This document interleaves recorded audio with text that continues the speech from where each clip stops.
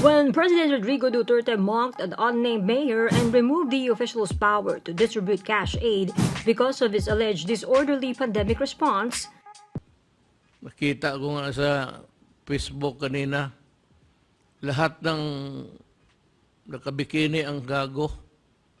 Tapos may isang picture pa doon na sinisilip na yung ari niya. Yan ang gusto ninyo. Ang training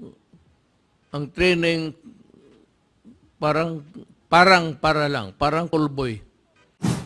presidential spokesperson Harry Roque was asked why Duterte criticized the mayor when he appointed Mocha Uson, who used to be a sexy dancer, to a government position. Uson had been Assistant Secretary of PCOO, or the Presidential Communications Operations Office, and is holding the position as Deputy Administrator of OWWA, or the Overseas Workers Welfare Administration.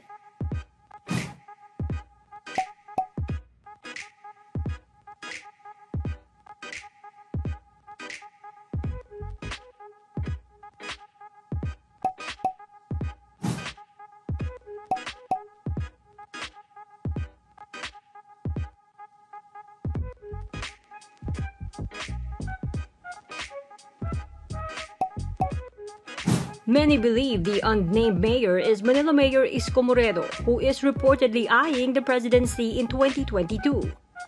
Netizens slammed Roque for his response.